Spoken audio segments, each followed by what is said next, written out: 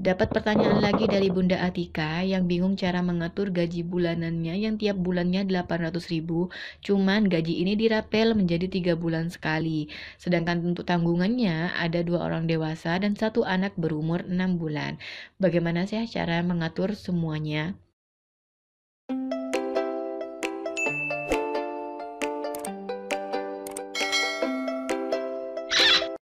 Assalamualaikum warahmatullahi wabarakatuh. Akhirnya ketemu lagi sama Umi. Nah, di sini ada pertanyaan lagi bagaimana cara mengatur gaji rapelan. Nah, untuk gaji rapelan di sini memang sih kayaknya agak sulit ya, tapi sebenarnya bisa kok untuk diatur asalkan kita tahu caranya dan bagaimana cara mengaturnya. Nah, untuk yang pertama yaitu ketika kita mendapatkan gaji rapel itu jangan langsung dihabisin, jangan langsung dibelanjain, tapi kita harus memisahkan menjadi 3 pos. Nah, di mana pos ini yang akan kita gunakan di tiap bulannya. Karena di sini rapelnya 3 bulan sekali, jadi kita harus mengalokasikannya menjadi pengeluaran untuk 3 bulan. Berarti untuk 3 bulan sekalinya akan mendapatkan gaji senilai 2.400.000. Nah, dari 2.400.000 ini kita langsung pisahkan ya, 800.000 untuk bulan pertama, 800.000 lagi untuk bulan kedua, 800.000 lagi untuk bulan ketiga. Jadi silakan amankan pos itu semuanya untuk bisa dimanfaatkan di bulan-bulan selanjutnya. Jangan sampai untuk pos kedua ini atau pos ketiga ini kita alokasikan untuk hal-hal yang menjadi kebutuhan kita di 1 bulan itu. Nah, setelah kalian misahkan untuk 3 pos itu, silakan untuk pos pertama digunain sesuai penggunaannya di tiap bulannya. Sedangkan untuk 2 pos yang lainnya silakan diamankan. Cari tempat yang kira-kira gak bisa dijangkau atau memang benar-benar di luar pikiran kita. Jadi usahakan untuk 2 pos ini kita simpen di tempat yang benar-benar kita nggak lihat tiap hari. Memang kita ambil di tiap bulannya. Nah, ini tuh harus benar-benar dijaga untuk kedisiplinannya supaya enggak bingung, supaya enggak puyeng ya di tiap bulannya lagi. Kemudian kita wajib nih untuk mencari tahu berapa total pengeluaran dalam 1 bulan. Nah, untuk total pengeluaran 1 bulan di sini Umi sudah membuatkan beberapa rincian contoh saja ya. Jadi ini untuk contoh saja. Jadi silakan dialokasikan sesuai dengan kebutuhan masing-masing. Nah, karena di sini ada tanggungan 2 orang dewasa dan juga 1 anak 6 bulan yang artinya masih belajar makan dan biasanya juga bubur-buburan gitu ya. Di sini Umi tuliskan untuk yang pertama untuk di kewajiban ada PLN dan PDAM senilai 150.000, kemudian untuk bensin kerja 100.000 sehingga total dalam kewajiban di sini ada senilai 250.000.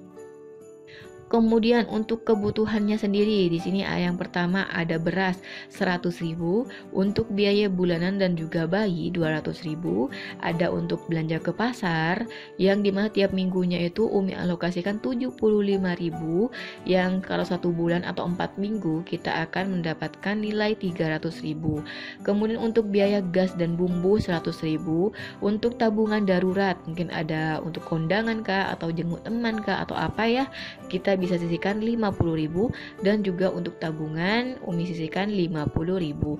Total untuk dari kebutuhan di sini yaitu 800.000. Nah, di sini kita bisa lihat nih ya, berapa sih pengeluaran yang cocok dan pas untuk gaji kita. Nah, untuk gaji yang didapat sama Bunda Atika yaitu 800.000 per bulan, yang artinya pas banget nih, kebutuhannya klop banget sama untuk biaya kebutuhan di tiap bulannya yang senilai 800.000 juga. Jadi, untuk gaji di sini 800.000 di sini kita langsung alokasikan untuk kebutuhan. Jadi, untuk gaji tersebut langsung kita akan belanjakan untuk kebutuhan. Nah, kemudian untuk 250.000-nya nih gimana? Nah, di sini Umi akan tulis menjadi sebuah pengeluaran tambahan. Jadi untuk pengeluaran semuanya total dalam 1 bulan ada senilai 1.050.000, yang dimana untuk gajinya sendiri kita akan alokasikan untuk kebutuhan dan untuk kewajibannya sendiri kita akan mencari lewat tambahan. Nah, untuk pengalokasian seperti ini silakan diatur sedemikian rupa. Jadi gak harus ya ngikutin Umi yang harusnya gajinya untuk kebutuhan. Bisa misalnya gak pengen puyeng untuk gaji, kita langsung keluarin untuk kewajiban dulu, setelah itu sisanya baru untuk kebutuhan. Silahkan, terserah ya. Kemudian yang ketiga yaitu cari tambahan sesuai dengan sisa pengeluaran yang harus ditambahkan. Misalnya nih ya, tadi kan gajinya 800.000, sedangkan tambahan yang dibutuhkan yaitu 250.000. Nah, di sini kita langsung nih alokasikan. Untuk 250.000 bagaimana cara mencari tambahannya supaya nggak puyeng, supaya lebih mudah, supaya nggak banyak pikiran. Langsung aja nih 250.000 di sini kita bagi menjadi 30 hari supaya nggak ribet ya. 250.000 nyarinya di mana, itu kan gede banget gitu ya. Pasti kan kayak gitu ketika kita tahu nominal yang dibutuhkan. Jadi supaya lebih mudah ya udah kita bagi aja menjadi 30 hari supaya lebih gampang, lebih enteng gitu ya. Nah, setelah kita bagi kita akan mendapatkan senilai 8.333, di mana di sini Umi akan bulatkan menjadi 8.500 per hari. Jadi untuk perharinya cuma nambah 8.500 per hari, atau kalau pengen yang lebih klop aja di sini Umi akan klopkan menjadi 10.000 per hari.